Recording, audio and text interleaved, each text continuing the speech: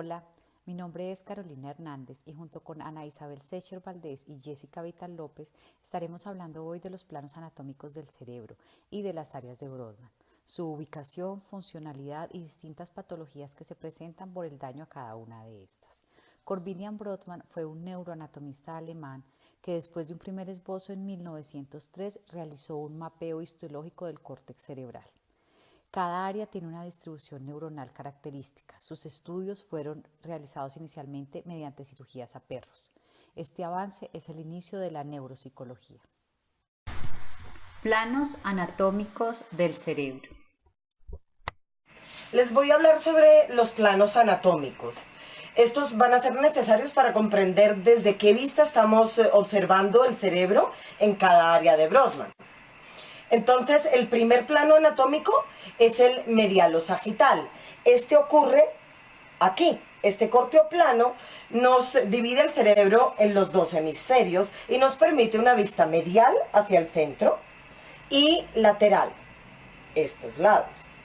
El segundo plano anatómico es el plano coronal. El plano coronal es un corteoplano que ocurre aquí y este nos va a dividir el cerebro en una vista rostral y una vista caudal. Rostral hacia el rostro y caudal hacia la parte posterior. Después tenemos el plano anatómico transversal, horizontal o axial. Y este corte ocurre efectivamente así, de manera horizontal, como su mismo nombre nos indica, y este nos va a dar una vista ventral. La vista ventral ocurre abajo y nos va a dar una vista dorsal. Esta es la vista ventral abajo y la vista dorsal del cerebro es arriba. Entonces lo va a cortar así. Después tenemos otra opción, que es cuando tenemos un corte del tallo cerebral, que está en esta sección. Y el tallo cerebral puede tener una vista caudal en la parte posterior y una vista ventral en la parte frontal. Áreas de Brodmann. De esta manera, podemos encontrar que la corteza somatosensorial primaria corresponde a las áreas 1, 2 y 3. Se localiza en el giro postcentral desde una vista lateral y en su extensión medial en el lóbulo paracentral. Se encarga de recibir todas las sensaciones táctiles, articulares y musculares del lado contralateral del cuerpo. Los daños a esta área producirán confusiones en la percepción táctil del individuo, sea en la temperatura, presión, dolor o tacto. En 1950, el neurocirujano Wilder Penfield representó en forma de homúnculo el mapa motor cortical, es decir, representó de manera pictórica las divisiones anatómicas de la corteza motora primaria y la corteza somatestésica primaria. El homúnculo es básicamente un mapa de la corteza cerebral donde se muestra que cada órgano y sentido del cuerpo posee su lugar en el cerebro. De modo que si el cerebro recibe un estímulo en cierta parte de su corteza, se activará la parte del cuerpo a la cual pertenezca esa parte del cerebro. En el mapa se muestran partes del cuerpo que tienen un mayor tamaño al que deberían en una persona normal. Esto se debe a que la corteza cerebral, el espacio correspondiente a cada órgano, está definido por la sensibilidad del tejido y no por su tamaño. Nos trasladamos ahora al área 4, corteza motora primaria, que está localizada en el giro precentral. Es el área de proyección que controla la motricidad voluntaria del lado contralateral del cuerpo. Digamos que ella inicia el movimiento de manera burda para ser luego refinada si es necesario por otras estructuras cerebrales. Participa en la iniciación del movimiento voluntario, siendo muy destacada la acción y control que ejerce sobre los músculos distales de las extremidades contralaterales. Simultáneamente, la corteza motora suplementaria tiene una importante función en la programación de patrones de secuencia de movimientos que comprometen a todo el organismo. El área de la corteza dedicada a cada región mencionada es proporcional a la delicadeza del control fino del movimiento realizado por cada parte del cuerpo. La lesión de la corteza motora primaria produce marcada paresia contralateral, flacidez, reflejos tendinosos exagerados y signo de Babinski positivo. Sus lesiones, además, pueden causar movimientos espásticos y dificultosos como la epilepsia jacksoniana, y su destrucción o daños muy severos pueden ocasionar hasta parálisis en los miembros afectados. El área sensitiva secundaria corresponde a las áreas 5 y 7 de Brodmann. Es un área de asociación y se ubica detrás del giro postcentral que vemos aquí, es decir, en el lóbulo parietal, este. Es esencial para las áreas somatosensoriales primarias que mencionamos, que también tienen una organización somatotópica respecto a las modalidades del tacto, sentido de posición, presión y dolor. Su mayor función, principal función, corresponde a los movimientos voluntarios dirigidos hacia un destino, en relación con la integración de los estímulos visuales. Las lesiones o daños irreversibles en estas áreas pueden ocasionar ataxia óptica, es decir, que la persona es incapaz de dirigir los movimientos hacia el objeto que ve con claridad. Revisemos el área premotora, que se puede ver en el área 6, esta. También se llama área motora secundaria. Controla los movimientos asociados que acompañan a los movimientos voluntarios. Y esta área impulsa a ejecutar el movimiento. Su función es organizar los movimientos que se originarán o aquellos donde intervendrán los estímulos visual, táctil o auditivo. La lesión o el daño en esta área producirá apraxia, que es la dificultad para realizar movimientos diestros, secuenciales y complejos, tales como caminar y motricidad fina. En el área 8 es la motora suplementaria y está asociada a los movimientos oculares. La información somatosensorial es procesada luego en las áreas del giro supramarginal, área 40, que es el área sensitiva terciaria, esta. Aquí se reciben e integran las distintas modalidades sensitivas, reconocimiento de objetos mediante las manos y se realiza la asociación de las coordenadas corporales. Las lesiones del área 40 producen agnosia táctil, es decir, que no puedo reconocer los objetos cuando los toco. Junto con el área 39, en el giro angular, representan el área del esquema corporal. Las lesiones en esta área hacen que el enfermo no reconozca partes de su cuerpo como propias. Es la conexión entre los centros del lenguaje también y la corteza visual, relacionada con la lectoescritura, así como el esquema corporal, como por ejemplo en este caso.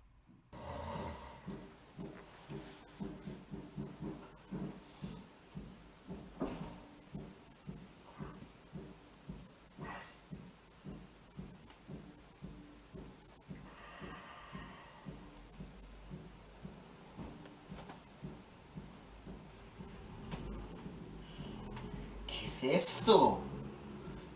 ¿Qué es esta porquería?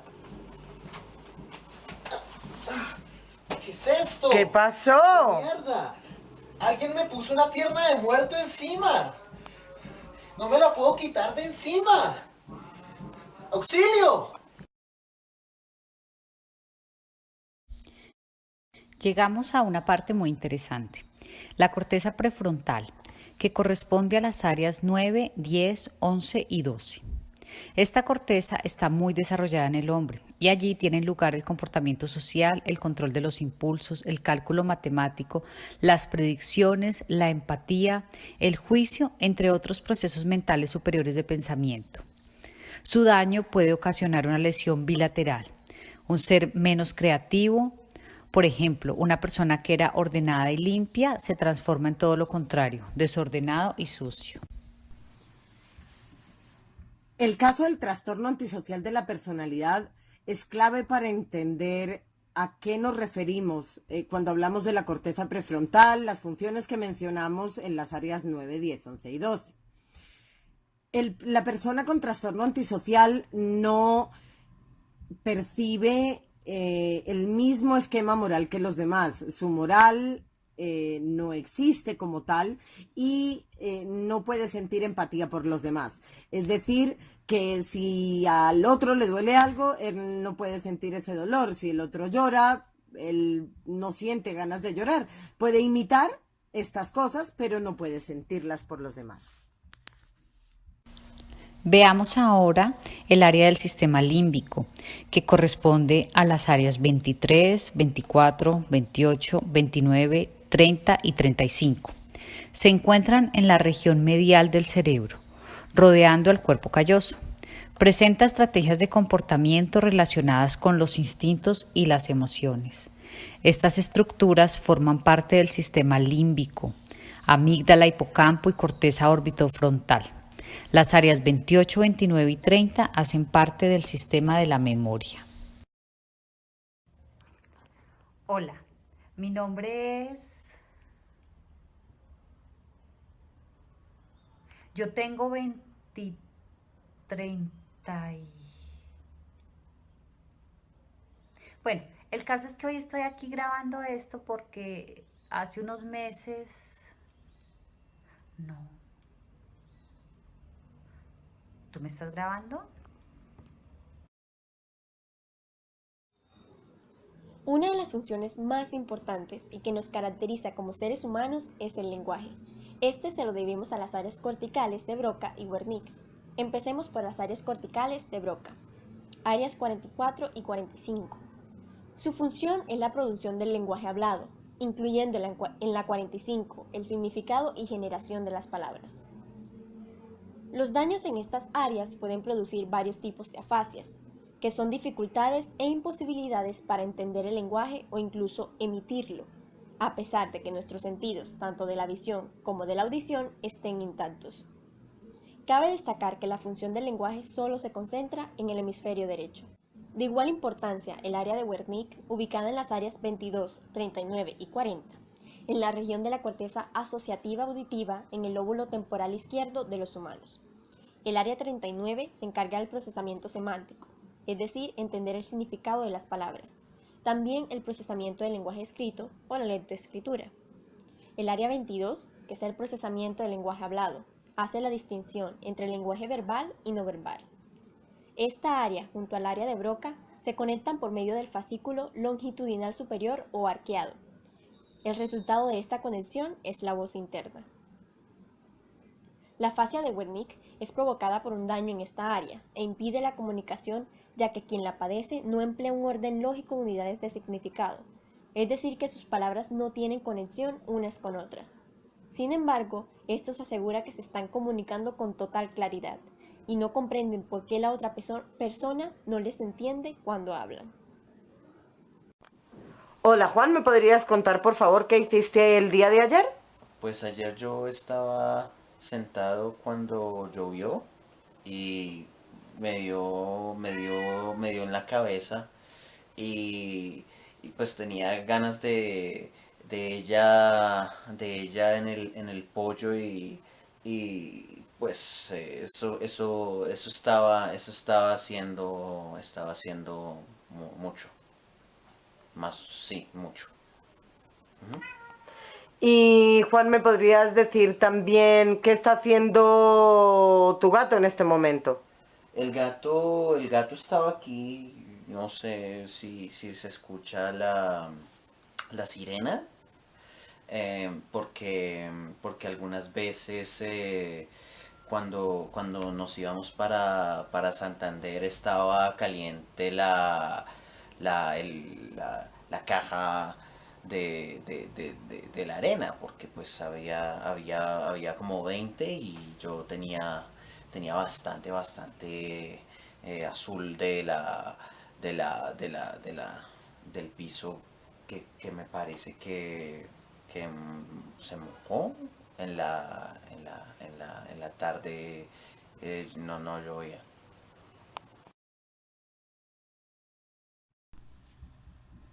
Pasamos ahora a revisar la corteza visual primaria, que corresponde al área 17, que se encuentra en el lóbulo occipital, este. Esta área tiene una organización histológica muy semejante a la retina o la membrana sensorial del ojo. Recibe la radiación óptica del núcleo geniculado lateral del tálamo, este. La función principal de estas áreas es fusionar la información que viene de ambos ojos, visión binocular, y analizar la información respecto a la orientación de los estímulos en el campo visual. La lesión en el área 17 produce ceguera completa de una zona del campo visual, cuya extensión dependerá del tamaño del área lesionada. Hemanopsia homónima, cuando se produce la pérdida de la visión en la mitad contralateral del campo visual. Y la cuadranopsia, cuando se produce pérdida de solo un cuarto del campo de visión. La corteza visual secundaria o área psicovisual corresponde a las áreas 18 y 19, estas dos. Al igual que la corteza visual primaria, se organiza a nivel retinotópico. Sus daños producen efectos variados e incluyen desde incapacidad para reconocer los rostros familiares, como este caso. Jessy, ¿qué hubo? ¿Qué más? Rato que no venías, debiste avisar. Amor, ¿Ah? amor. ¿Qué pasó? Ven. Está ven, como... Ven, sí, no te preocupes, Pero ya no. es... Sí, sí. Ok. Amor, quiero que salgamos, vamos a ir a teatro, ¿sí? Entonces yo te voy a Bueno. traer los zapatos Ajá. y mientras yo me pongo la chaqueta, tú te pones los zapatos, ¿se parece? Bueno, Porque vamos así como sobre el tiempo. vale, corre. Corre entonces y ganamos algo de tiempo. Bueno, zapaticos.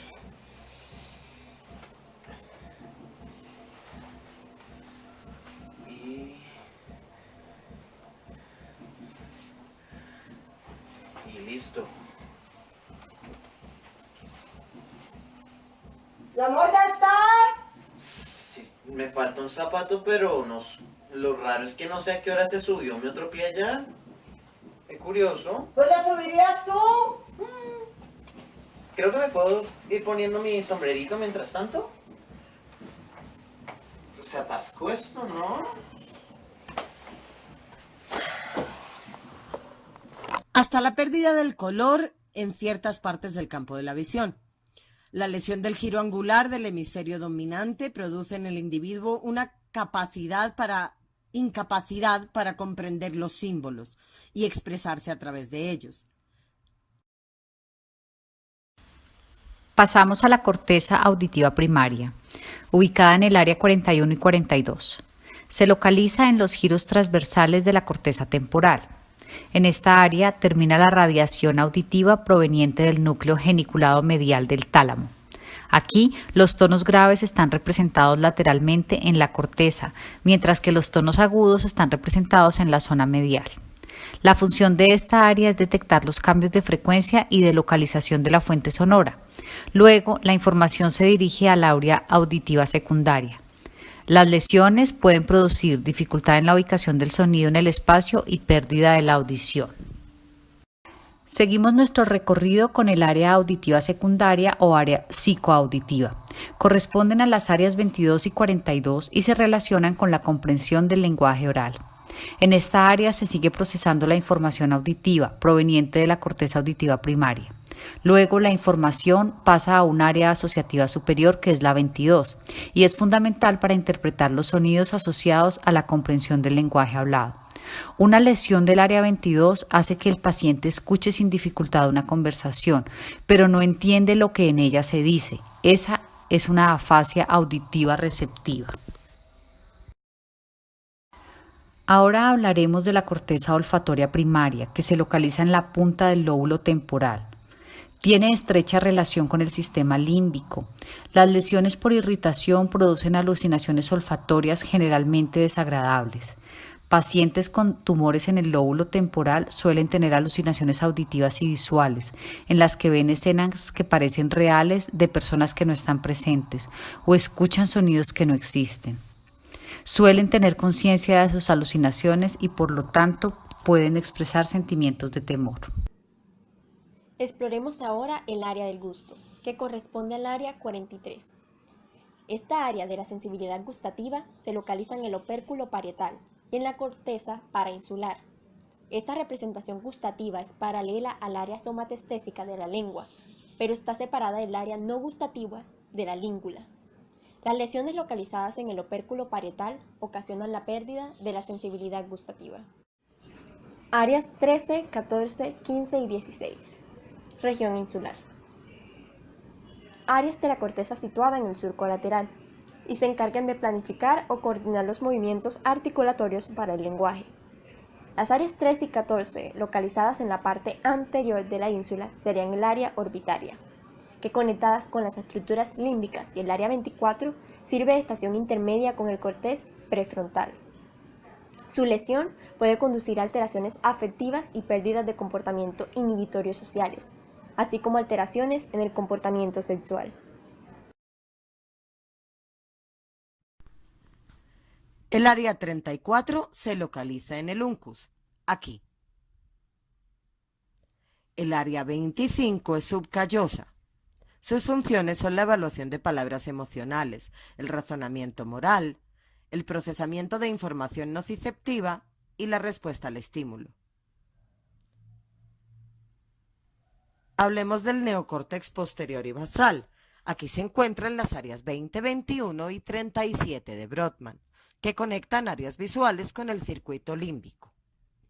El área 37 se encuentra en la parte posterior inferior del lóbulo temporal. Las lesiones aquí pueden causar anomia. Sus funciones son nombrar objetos, empezar a reconocerlos para después poderlos nombrar.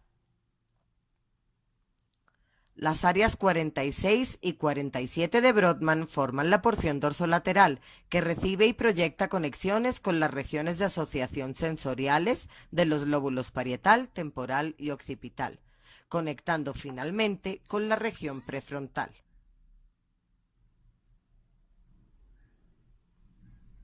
El área 46 junto con el área 24 tienen funciones ejecutivas.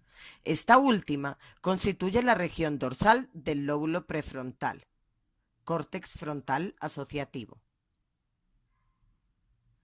El área 47 se encuentra en la circunvolución prefrontal inferior. Lóbulo frontal en la superficie orbital. Su función es la conectividad, el proceso de la sintaxis del lenguaje. El área 48 es el área retrosubicular. Es una subdivisión de la región del hipocampo. El área 49, el parasubículo, hipocampo, media en la recuperación y regeneración de recuerdos. Permite que ciertas informaciones pasen a la memoria a largo plazo. Tiene un rol en la memoria declarativa y desempeña un papel integral en la navegación espacial. El área 52 es el área parainsular, en el banco superior del giro temporal superior a lo largo del margen posterior de la ínsula. Esperamos que quienes hayan visto este video ya conozcan las áreas de Brodmann, conozcan su división e importancia. Nuestro objetivo es también que este trabajo sea de utilidad para poder identificar las áreas y estructuras que podrían estar sufriendo una lesión ante una sintomatología determinada. Así, se irá comprendiendo el origen del comportamiento y aprenderemos a indicar el tratamiento correcto a nuestros futuros pacientes.